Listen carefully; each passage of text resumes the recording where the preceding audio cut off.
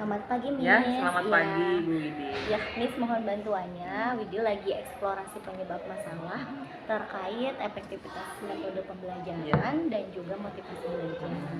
Nah, untuk pertanyaan yang pertama, bagaimana menurut tanggapan Miss mengenai penggunaan metode pembelajaran di SMA 1 Bandung? Penggunaan metode ya, Iya, metode betul. pembelajaran di kelas saya atau di Boleh secara umum, melihatnya, Miss? Gitu. Oke, secara umum ya, karena kebetulan saya sudah mengajar lebih dari 20 tahun ya di Iya, sini dan kan. juga Mungkin ini ini ya, gambaran ya, iya. karena saya juga mengajar di setiap kelas begitu ya. Jadi ini mungkin gambaran, mungkin pendapat saya pribadi bisa juga jadikan rujukan ya, Iya. karena saya mengajar semua kelas ya. Kalau untuk metode secara pribadi sih saya menggunakan berbagai macam metode ya, tergantung suasana kelas memang ya. Kita kan merencanakan, misalnya kita merencanakan awalnya bentuknya misalnya mau dalam bentuk tanya jawab misalnya ya, question answer gitu misalnya. Tapi ketika ada beberapa kelas yang itu nggak jalan gitu ya, yang itu karena memang tanya jawab itu kan membutuhkan pengetahuan awal ya. Berarti untuk beberapa kelas saya harus menyiapkan dulu pengetahuan awalnya apa, sehingga anak nanti bisa menjawab, bisa ikut berpendapat begitu. Karena tidak semua anak mendapatkan pendekatan atau cara-cara belajar yang sama kan. Misalnya kalau ada anak-anak yang memang senangnya membaca ya pasti ketika diberikan pertanyaan langsung ya tentang terkait apapun ya pasti bisa menjawab begitu ya.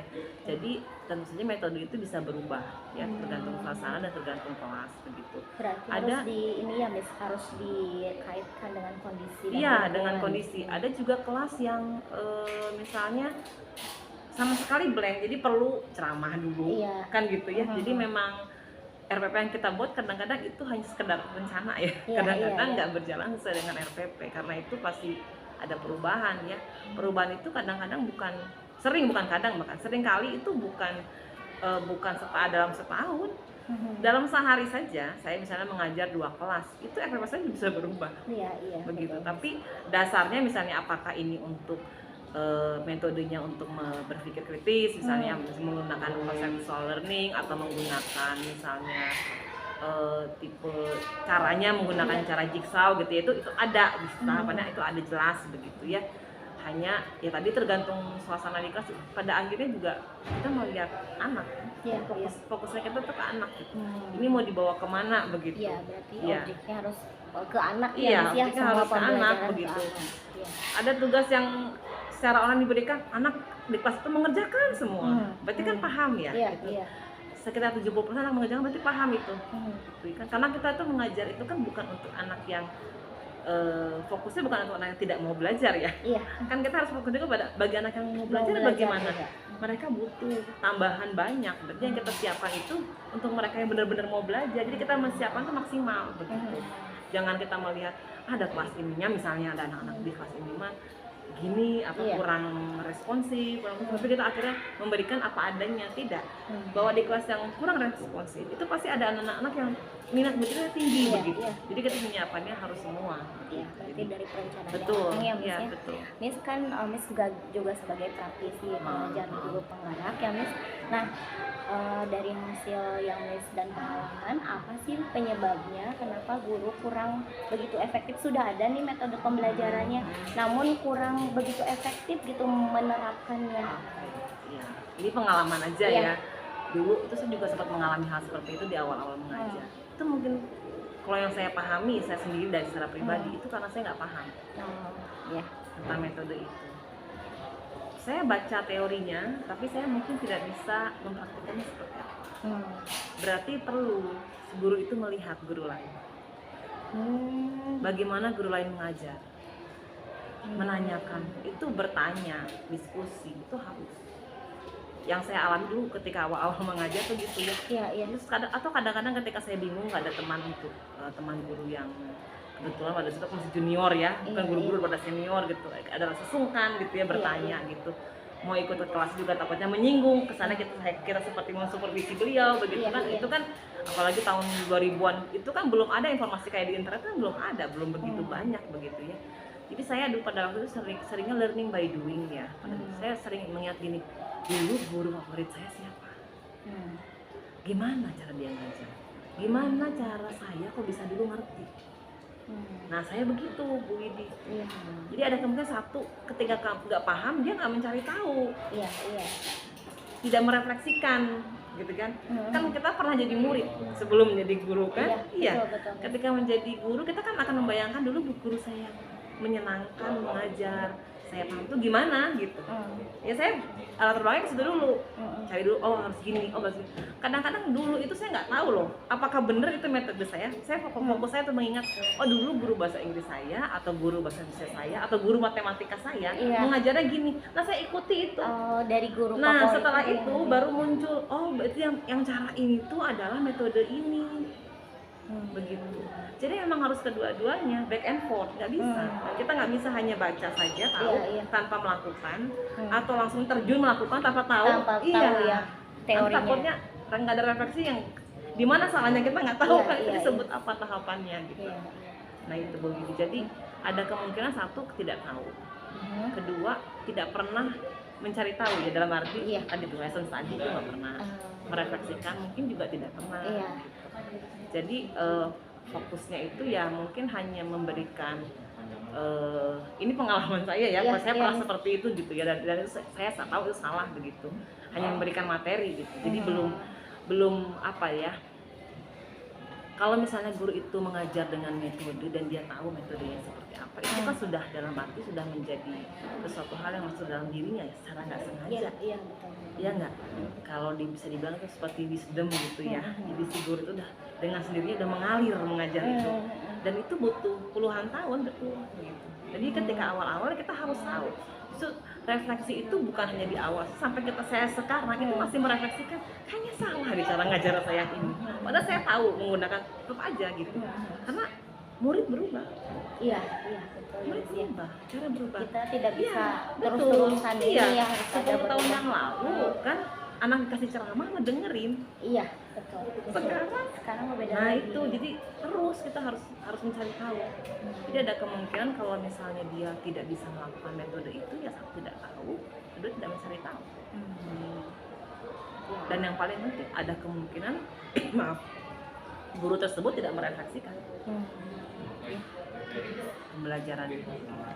Karena kalau kita merefleksikan, pengalaman saya ya, dan ini yang lumayan lah sering saya lakukan gitu, dan bertanya pada diri sendiri begitu kan, itu pasti muncul, kenapa ya kok ini gini, kenapa ya kok hanya segini persen, kenapa ya, itu kan harus digali.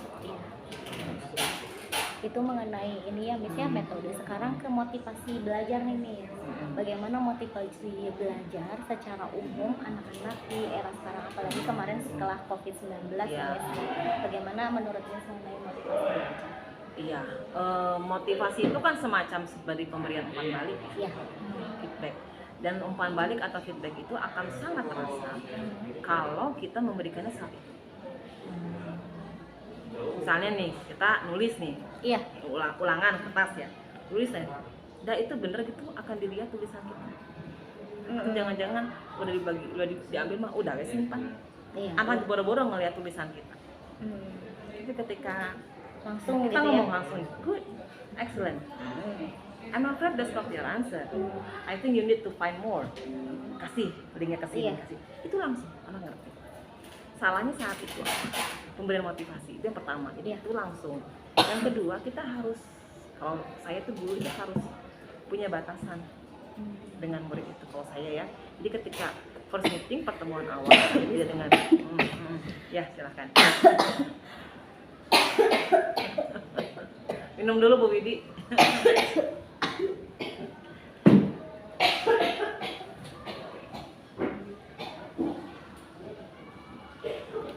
Stop aja dulu, pause. Lanjut. Oke. Tadi terkait dengan umpan balik ya, atau motivasi begitu ya. Jadi memang pemberian itu kan secara langsung begitu ya.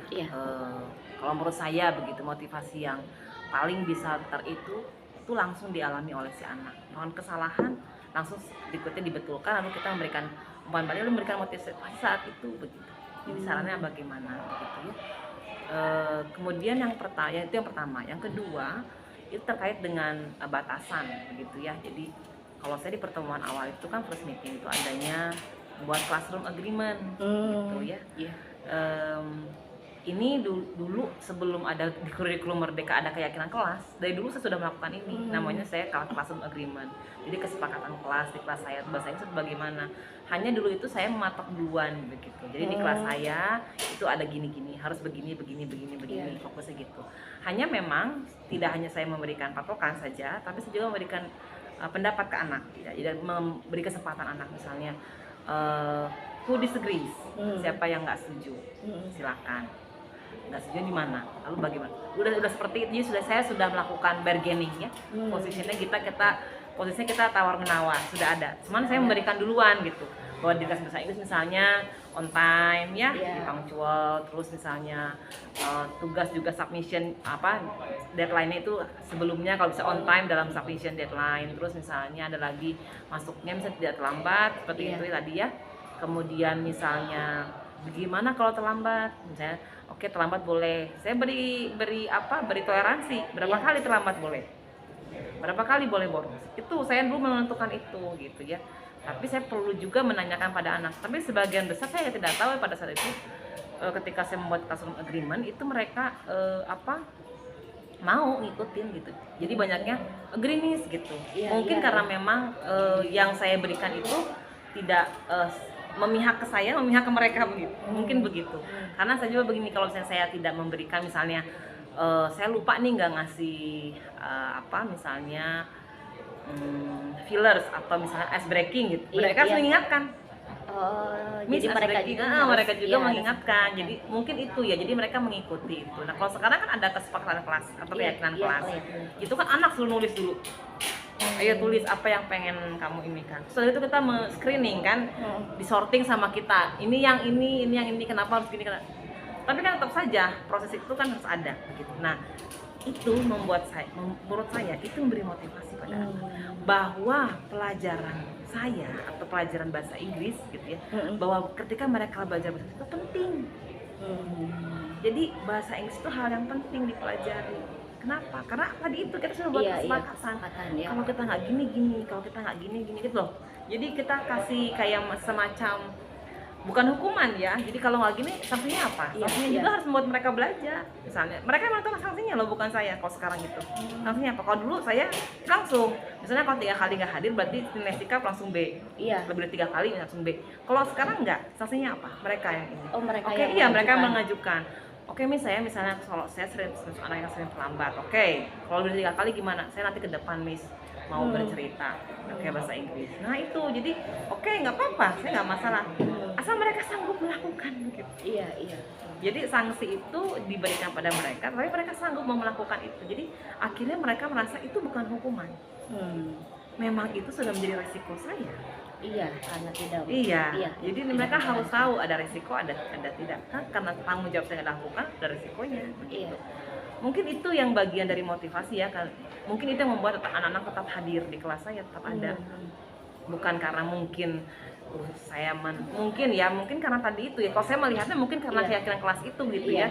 Karena ini dari dulu saya melakukan itu pasti agreement, hanya sekarang bedanya mereka menentukan sanksi. Kalau dulu saya yang menentukan begitu. Meskipun saya menanyakan sanggup nggak kalau sanksinya kayak begini. Kebanyakan sih anak-anak yang sebelum ini kan tahu ya seperti apa sebelum pandemi itu. Cenderungnya mereka lebih memang senang belajar offline kan, tetap muka, karena mereka tidak tahu apa belajar online gitu kan ya. Nah kalau sekarang kan online 2 tahun, otomatis mereka sudah memiliki gambaran perbandingan gitu. Kalau gini sekolah kok banyak aturannya kan gitu ya. Di rumah saya emang setelah saya belajar, jadi kita harus beradaptasi gitu. Jadi pendidikan itu harus mengikuti zaman tuh. Dan kalau menurut saya bahkan dari classroom agreement saja harus berubah caranya gimana gitu ya, dari keyakinan kelas. Jadi kalau kita menunjukkan pada anak pelajaran saya itu penting, pelajaran ABC itu penting, pasti anak termotivasi. Berarti dari gurunya harus ada memberikan batasan-batasan itu gitu. Itu harus. Jadi namanya kurikulum Merdeka itu bukannya bebas tanpa batasan. Mereka harus tahu tahapan mereka bertanggung jawab. Ya murid harus tahu kapan mereka harus dalam arti ini resiko saya ambil, tapi dia tidak merasa sedang mengerjakan hukuman karena saya memilih. resikonya ini, itu yang saya ambil kan gitu. Tapi sejauh ini puji syukur ya, ternyata anak-anak nggak ada ya tuh yang melebihi dari kayak kelas seperti ini. Jadi setiap kelasnya beda-beda nih kayak kelasnya, nggak ada tuh yang melanggar, dalam arti mereka sepakat dengan kegiatan kelasnya. Berarti salah satu solusi untuk meningkatkan motivasi itu adalah membuat agreement itu ya, misalnya kesepakatan kelas ya. Jadi bukan hanya kita memberikan instruksi dan instruksi lagi gitu, tapi anak tidak melihat ada gurunya juga harusnya melakukan hal yang sama begitu. Iya. Kalau kita berharap anak itu ada di kelas tepat waktu, ya kita harus tepat waktu. Oh, berarti gurunya juga harus memberikan contoh ya, Miss ya. Tidak bisa, apalagi anak-anak sekarang, anak-anak pandemi. Ya kan? Yang hilang itu kan karakter, bukan pengetahuan. Yang mereka dapatkan itu karakter. Sedangkan selama ini mungkin orang tua, atau bahkan saya juga sebagai orang tua kan mengharapkan sekolah yang mendidik anak dalam karakter kan. Tiba-tiba 2 tahun di rumah, jadi memastikan bagaimana begitu kan. Karena sebagai orang tua tentu saja kita tidak bisa full terus kan perhatian, karena kita juga memiliki kesibukan juga begitu kan. Jadi ya ketika anak sekarang kembali offline ya harusnya tetap ada gitu. Bahkan ketika online pun saya memberikan semua agreement pada waktu itu. Di kelas online itu harus bagaimana? Saya sampai bagaimana posting saya kasih tahu. Kalau misalnya kita foto itu kalau mau disebarkan harus ada izin. Sampai ke situ saya sampai ke netiquette terus. Aturan kita beretika berinternet itu harus. Itu memotivasi bahwa saya ketika belajar saya harus bagaimana. Jadi kadang-kadang nggak termotivasi itu karena mereka tidak tahu pelajaran ini apa ya, apa sih yang saya pelajari. Jadi ketika guru masuk kelas itu harus memberikan dulu tujuan. Saya hari ini kita belajar mau ini ya, writing ya misalnya gitu. Hari ini kita mau ada viewing ya, kita akan menonton film. Itu diberitahukan untuk apa nanti kamu akan menjawab pertanyaan. Itu apa itu diberitahukan. Jadi anak sudah tahu dari awal, oh saya mau ini. Sehingga mereka akan termotivasi begitu.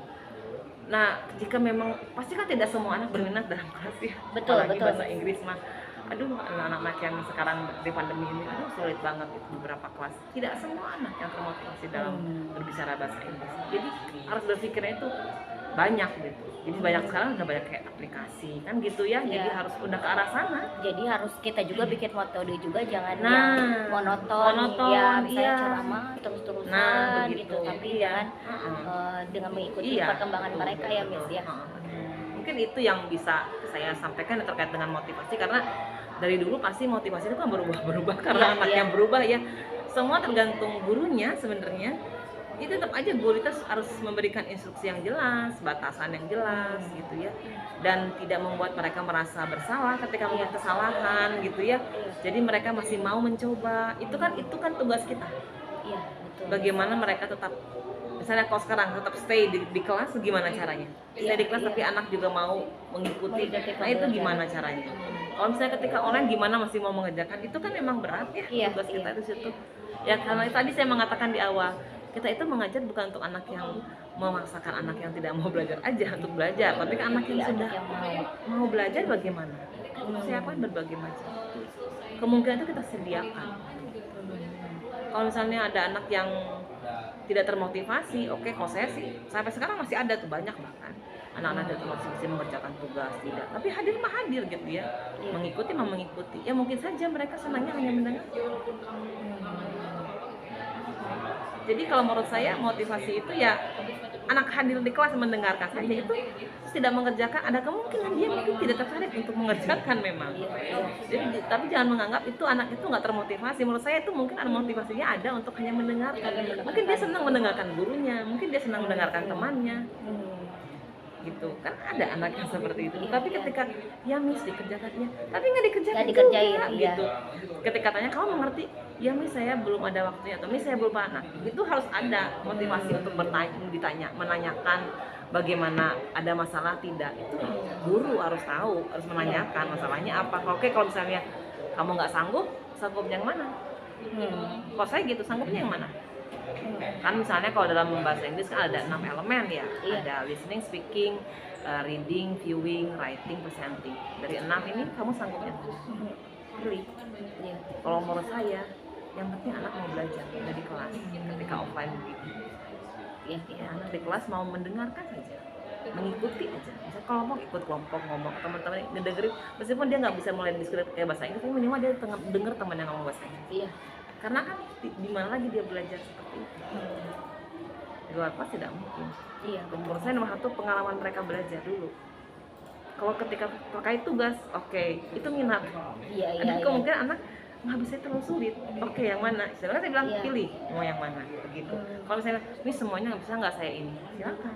Ada Misalnya gitu. Jadi gimana? saya nggak pernah dalam arti nggak mungkin lah ngasih karena tadi itu mungkin saya memberikan itu kesempatan itu, atau mungkin juga merasa termotivasi mereka karena mungkin saya memberi seperti itu, memberi kesempatan mereka untuk memilih. Iya betul itu solusinya bisa. Iya, karena tetap saja sih dalam CP anak harus bisa misalnya level bahasa Inggris harus B1. Nah yang kita alami sekarang anak di kelas 10 itu di level A mau gimana? Readingnya harus B1 anak kelas 10. Tapi kan 2 tahun mereka nggak belajar bahasa Inggris dengan di kelas. Iya. Harus bagaimana? Mereka lah masih level A loh. Artinya mereka tuh masih di kelas 7. Harus gimana coba Bu Widi? Iya kan? Iya, itu tetap harus ada kita toleransi. Dan pas kurikulum merdeka ini. Meskipun CP-nya harus ke sana, tapi kan kita memberikan diferensiasi pembelajaran. Kita memberikan kesempatan anak untuk memilih. Kan ya? Jadi kalau ada pembelajaran sosial emosional, ya gurunya juga harus begitu ke anak. Bukan hanya sekarang pembelajaran ada ininya, ada ice breaking-nya, iya, ada refleksinya, iya. Itu sosial emosional kan semua itu. Iya. Tapi apakah guru pada anak bagaimana perlakuan? Kan itu harus juga dimunculkan. Iya. Memang itu nilainya nggak ada, tapi kan itu anak akan melihat, merasakan. Iya, dan merasakan gitu. Dan kalau misalnya kita bisa merasakan anak ya pasti termotivasi. Anak juga termotivasi. Tadi itu asal jelas ya, kadang-kadang kan anak udah terus ada gini pelajaran, ini belajar apa sih? Nggak tahu Miss tadi apa, makanya perlu ya refleksi ketika selesai pelajaran itu tadi gimana perasaannya, menanyakan perasaannya dulu, gimana senang, dan itu harus juga spesifik apa yang kamu pelajari tadi. Nah itu kelihatan anak mana yang bisa menjawab, saya belajar ini, ada yang tidak menjawab, kosong. Perlu itu sekali kita menanyakan, ya nggak harus setiap pertemuan, tapi setiap pertemuan harus ada refleksi gimana, nanyakan perasaannya, ada juga nggak masalah. Tapi kita sekali perlu menanyakan ya, tadi belajar apa? Terus kamu dapat apa tadi? Nilai moralnya apa tadi belajarnya? Ketika kerja kelompok, kamu dapat apa? Itu harus sekali tanyakan. Sekali ditanyakan dia sebagai itu kan kita ingin tahu juga termotivasi nggak mereka dalam kadang kan tidak terlihat anaknya diem, tapi ketika buat refleksi dia dapat bisa menceritakan kemana-mana. Oh berarti memang anaknya kan seperti itu. Jadi kita bisa memberi nilainya itu fair ya, fair. Ada unsur fairness ya, keadilan. Jadi nggak harus anak yang aktif aja yang bagus, siapa tahu anak yang diem itu. Iya. Nah itu berarti cara metode kita memberikan pembelajaran juga beragam kan di situ agar kita bisa mengetahui anak yang nggak aktif apakah benar nggak aktif atau dia memang anaknya introvert atau dia anaknya pemalu. Berarti kita harus tahu dulu karakter dari anak yang melakukan metode. Dan itu berjalannya waktu Bu Widi, nggak bisa kita langsung dari awal. Ya seperti yang saya bilang RPP itu bisa berubah. Tapi kalau nggak ada RPP kita nggak punya panduan. Ya kan? Karena panduan kita di lapangan itu akan berubah. Ya kita juga yang menentukan mau kayak gimana perubahannya. Iya kan? Iya. Mungkin itu Widi terkait dengan motivasi. Miss, ke yang terakhir ya, bagaimana nih supaya kan ada hubungan ya Miss tadi bisa digarisbawahi antara metode dengan motivasi. Syarat metode tuh seperti apa sih supaya meningkatkan motivasi belajar siswanya? Harus yang bagaimana? Syarat metode yang bagaimana? Ya, yang pasti sih harus berpusat pada murid. Metode itu.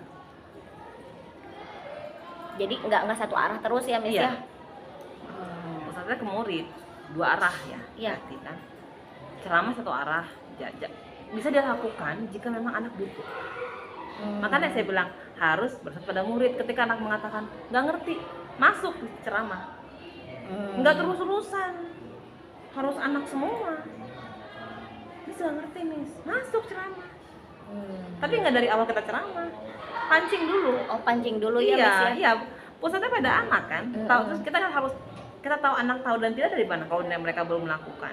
Dari pertanyaan dulu kan, kasih video dulu, kasih game dulu, Iya. kan gitu kan? Oh, berarti Kasih kosakata ceramah tuh nanti di dulu. akhir Iya, ya, Miss, ketika mereka nggak harus di akhir juga, Oh. ketika filler di tengah-tengah misalnya, Miss ada 3 kelompok atau nggak ngerti, oke ada yang mau jelasin nggak? Lempar dulu teman ke anak-anaknya, lempar dulu, ada yang mau jelasin nggak? Bisa nggak? Who understand about this misalnya gitu ya? Misalnya angkat tangan ada jelasin, jangan dulu kita.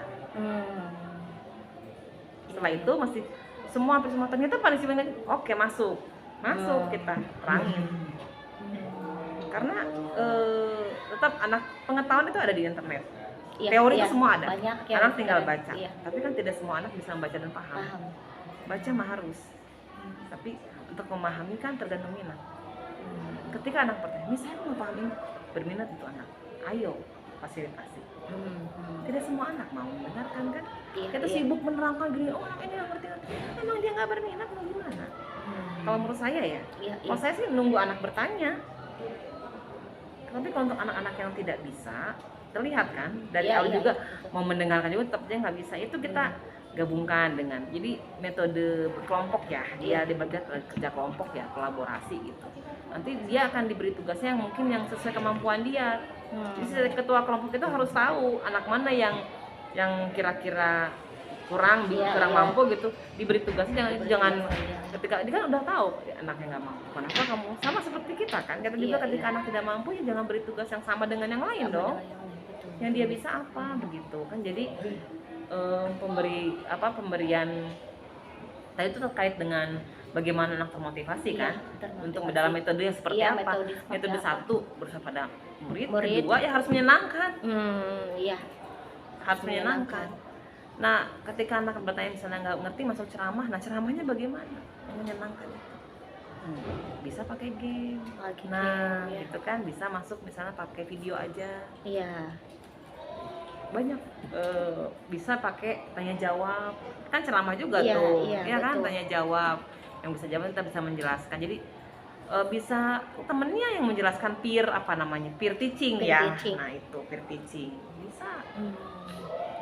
Jadi ya harus ke murid ya, kalau misalnya kalau muridnya nggak pada murid, berarti kan kita yang berikan materi. Anaknya minat nggak? Iya, kita nggak tahu kan. Nggak tahu, iya. Kan bahasa Inggris itu kan banyak topik, sama dengan ekonomi yang banyak topiknya. Kan tidak semua anak tertarik semua topik. Yang terkait dengan lingkungannya mana? Kan gitu. Iya. Jadi kalau menurut saya dari dulu memang pembelajaran saya bahasa Inggris jarang sama saya. Dari dulu saya awal-awalnya tuh saya nggak memberikan ceramah itu nggak begitu banyak gitu. Banyaknya tuh siswa mengerjakan. Kalau dulu kan seringnya ada LKS ya, mengerjakan. Nah dari LKS saya berangkat baru ke menjelaskan gitu. Kalau sekarang kan banyaknya anak yang aktif kan, bukan diskusi kayak. Kalau dulu masa begitu banyak. Terima kasih ya Miss ya atas waktunya dan pembelajarannya. Ya, sama-sama.